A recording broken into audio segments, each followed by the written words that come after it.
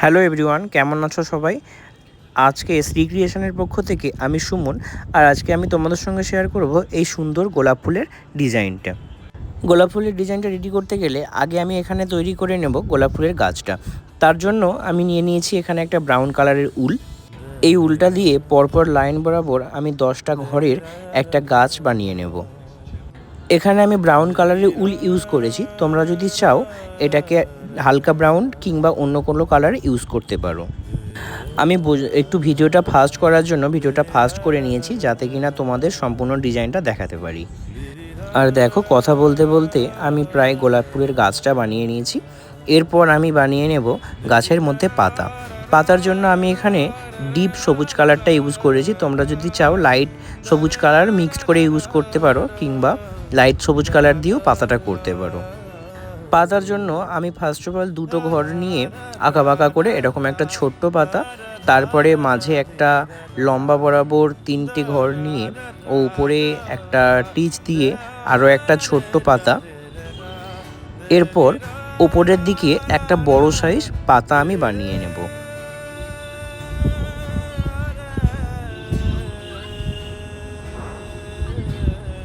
পাতাটার মাঝখানে একটা গ্যাপ রেখে দেব। গ্যাপটা রাখা থাকলে পাতাটা অরিজিনাল দেখতে লাগবে। তোমাদের সবার কাছে বলে রাখি, আমার চ্যানেলটা কিন্তু একেবারেই নতুন। তোমরা আমাকে একটু সাপোর্ট করো এবং আমার পাশে থেকো।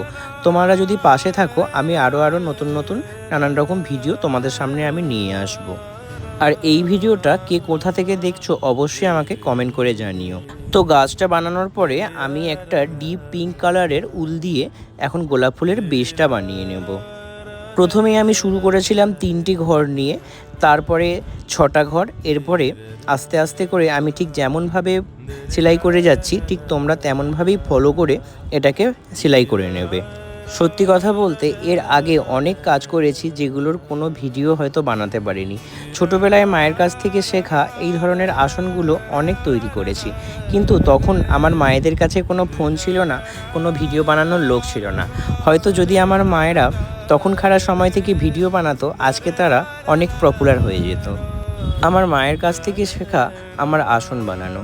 আর আমার এই ভিডিওটা কেমন লাগলো সেটা যদি অবশ্যই আমাকে একবার কমেন্ট করে জানিও। আর যদি ভালো লেগে থাকে আমার চ্যানেলটা কিন্তু অবশ্যই সাবস্ক্রাইব করবে আর আমার পাশে থাকবে। সত্যি কথা বলতে এর আগে আমি কোনোদিনও ইউটিউবে ভিডিও বানাইনি। অনেক দিন আগে একটা বানিয়েছিলাম, সেরকমভাবে ফলোয়ার্স পাইনি, যার জন্য মনটা ভেঙে গিয়ে ভিডিও বানানো বন্ধ করে দিয়েছিলাম। তোমরা একটু দয়া করে আমার পাশে থেকো।